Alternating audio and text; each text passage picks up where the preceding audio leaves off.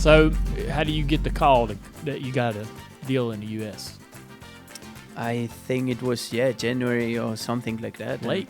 Yeah, it was late again. Yeah, I was ready to sign the Japanese contract, but it was like wait because we might have a seat, and I was like, oh my god, oh my god, oh my god. So I was just waiting. So you get a call, and you got a deal. I got a deal. You're gonna move to Austin. I'm gonna move to Austin. Yeah. I wish I could have. I wish that I've had a hell of a life. I've loved it, but I've never had that freedom, right, to just move wherever life takes me. Right. I'm very jealous and envious. I'm jealous of you. So to experience Spain, to live in Japan, to have the. Yeah, I'm really lucky to be able to move around and also learn a lot. Yeah. Like not only professionally and race car side, but where do you personally. live now? Now we live in Indy. Yeah, we Why? live in Indy. And you moved just to be closer to the team. Yeah, be a little more. Because they work every day there. The shop is open. I want to be there. Yeah. I like to be there. I No, like wait to a see second. cars. But back up a second here. Yeah. All right, this is a dumb question, but I want to ask because I don't know. Do you have an agent back when you're in Japan? Yes. All right, so you do work with an agent. Your agent comes to you, says, "Hey, this seat with Dale Coyne is opening up." I mean, this is the dream you said you had set yourself up for here. Yeah. Are you emotional about this? I don't even know. Are you an emotional guy? Like, is this something that you get caught up in the moment? I had so many hits from like getting ready or getting excited for something and then nothing happening. So And I was being like, let down? Yeah. Not So I was gonna like, get until I don't excited. see the Okay. thing, don't even tell me that there's something happening. So Okay. I'm that way. When you get a call to that you got a deal, are you? When do you go physically sign this paper? Is this stuff sent electronically? It's electronically. So when you did that make you emotional? I've signed it, but Dale didn't sign it. So I was like, okay, it's not done yet. It's not done. I need to. Well, they send it to you first, and I sign it. And I was like, I'm not gonna think that I'm an Gotcha. IndyCar driver yet. But then I saw the email. I was like, when you're checking the email every time, I was like, hey, I got the contract, and I was like, yes. So I remember I celebrated with my family, obviously, but then I had to work a bit because I was going to oval racing, which that was something I've never done or never saw. I had no idea how to do that stuff. And How did you figure it out? How'd you learn? Man, so the thing is that COVID hit. We had less practice. We had no testing. I had only 1 day of testing with the car before the first race. And you know where was the first race? Texas. Oh Only my one gosh. practice, 45 minutes. Holy smokes! First race in my IndyCar career there. Now I went out on qualifying and I was panicking. I was shaking, man. Sure. Of course. It's so fast, right? It's Like, fast and it's not an easy course. I think if you go to Iowa, it's more of it's more forgiving. But and I remember Sato was like 2 cars in front of me, and he just crashed in turn 1, and I saw the car crashing. I heard it, and I was like, oh no, man! I thought qualifying was easy. It was not nice. How did it go? There was one guy that crashed in front of me and just collected me. Yeah. So, Oh. In the race. in the race. But I forget about this. I mean, like you've accomplished so much so quickly that I forget you were just a rookie last year in COVID. Yeah, we're literally. I mean, like we're almost caught up. I know, time, right? yeah. It's amazing to be honest with you. And Fast. So how did this rookie season then go? Because all right, you get the first race. When did things start to make a little sense to you? None in the first year? Yeah, because I didn't know any track, only Mid-Ohio. That's I know. it. So I wrote down on my notes here simulators. So I mean, Yeah. imagine you got a chance to get in a manufacturer simulator of some kind or do Yeah. some work during the week. So where did I know you probably tried a lot of things, but what was the most valuable? What helped you the most to be able to get used to these racetracks or figure them out? Yeah, I mean, simulator, we use a lot the HPD simulator, which is in Indy. But you cannot be there every day and try every track. Like, you can't because there's not enough days.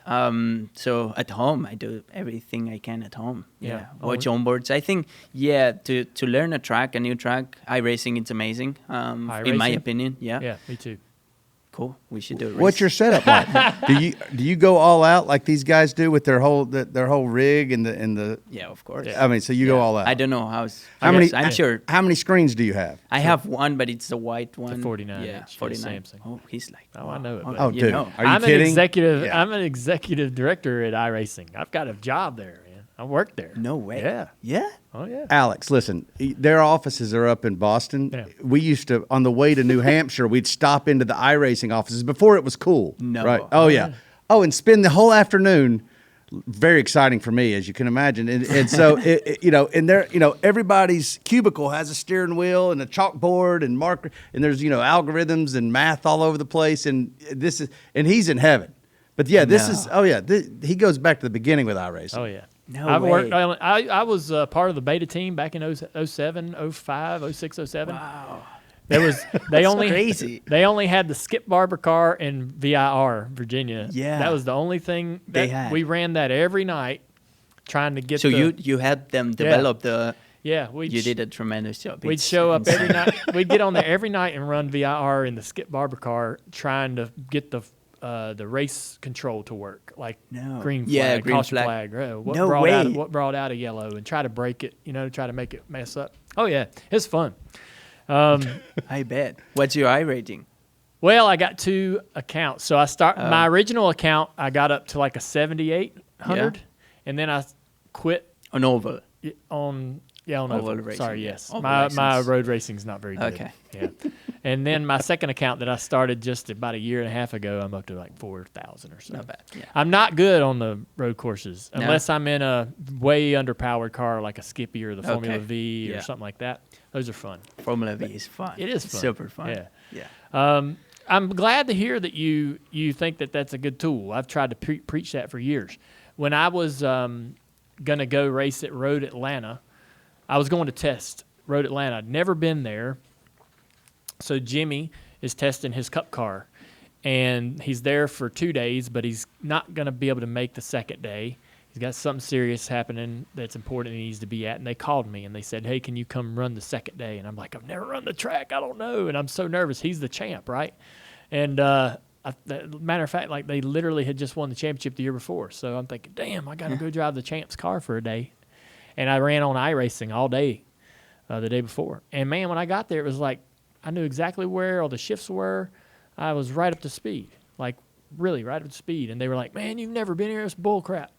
You've been here. I'm like, never been here. Ran on iRacing for 2 days, and that's what you get. Because if That's I hadn't crazy. have used iRacing, I'd have spent the whole first half of the day up till lunch figuring the track out. Right? I'm sure. So you used iRacing a lot. A ton. A lot. I think for the last race at Long Beach, a street course for this year, Yeah. never been there. To win the championship. Yeah, and it's like the most important race of my life. Right.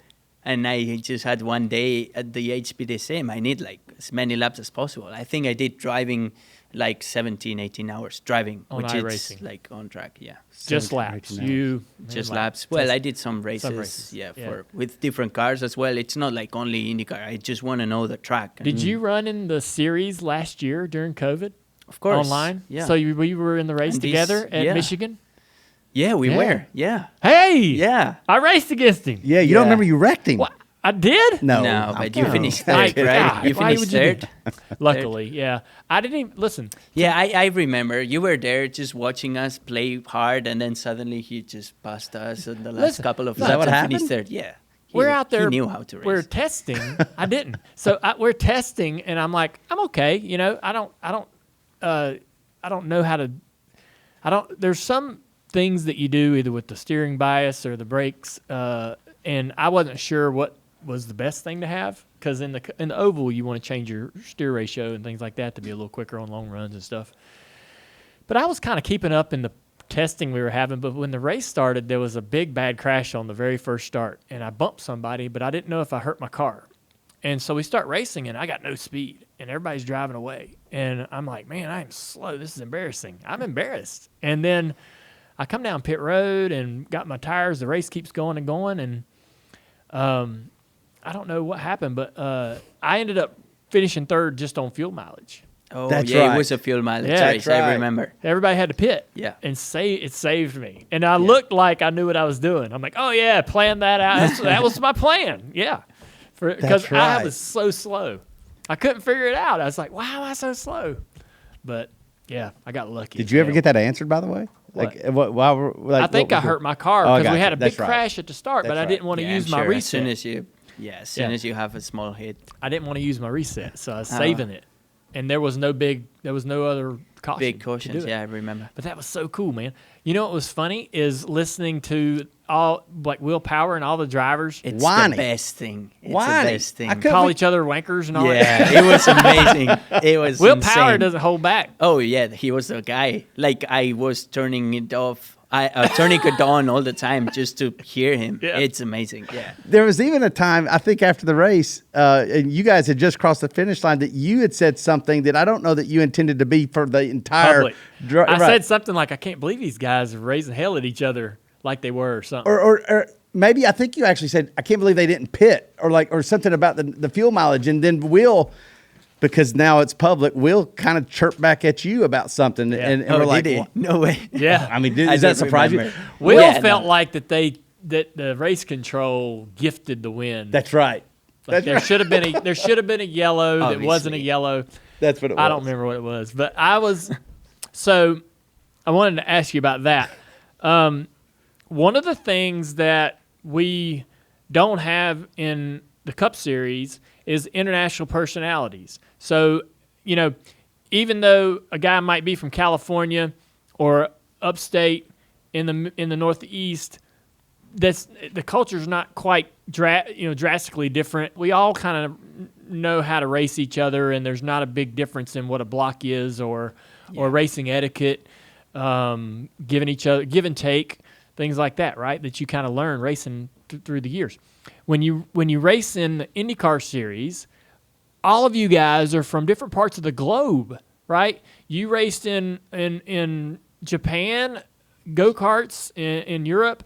All these other guys have such different upbringings in motorsports, right? And they learn different racing etiquette, and sometimes the rules for us are like all different. All over the place. Yeah, we argue all the time. You'll have a disagreement on the track All and the get time. out and go, no, that's not okay what you did. Yeah. And the other guy's like, yeah, I've been doing that all my life. That's how you race. That to me is really the most interesting thing about IndyCar is just the variety of personalities and how all these worlds come together. And you really don't understand that until you kind of plug into the series. How do you navigate that? You got a guy like Will Power, strong personality, Australian, doesn't take don't take no crap. There's a couple of guys like that in the series, and there's just different types of personalities all throughout the series. How do you navigate that, right? I don't know. I'm a really chill person. Like, I don't get in trouble with when they start arguing. Like, oh no, this is good, this is not good. Even if I have an opinion, I just keep it to myself. I don't know why. I always been that way. For the best. But yeah, I don't know. I remember Laguna Seca this year. Grosjean and Jimmie bumping Jimmie out. I don't know if you saw it or not, but Jimmie was. Oh yeah, entering the corkscrew. Exactly. So I was P2. Jimmie was a lap down, but was behind me, and he had to protect me a little bit, just not much, but a little bit. So he was not making it easy for Grosjean, who was catching me for third, and then Grosjean just smashed him. And obviously, I think it was a bit on the edge, but there's always some argues during the races. I think that's the most interesting thing for me about that. That's one thing that IndyCar can provide a fan that NASCAR really can't, is the different personalities and the global personalities, from all over the world coming together to compete. I just find that kind of fascinating how they exist in one space, because we see while we're racing that little insignificant online race one time how they clash. Oh man. It changed our whole perspective of IndyCar racing. It made me really like it a lot. We always thought that they were all we hear is how accepting the IndyCar guys are, and how NASCAR is not as as open and as the IndyCar guys are. Like, that's what we hear, and we just assume that everybody's nice. And we get in that race, and they're yelling at each other and just snapping back, and we were like, wow, these guys are kind of like, they're more animalistic than we are. This is kind of cool. I did find that pretty interesting because we'll push each other, physically and verbally. But I don't know that I would more into fights than us. I think I wouldn't have that same confidence to do that in a series of so many different cultures, right? Because you don't know just how far your guy's willing to take something. Because you might know kung fu. You never know who you're fighting with. Yeah, I know.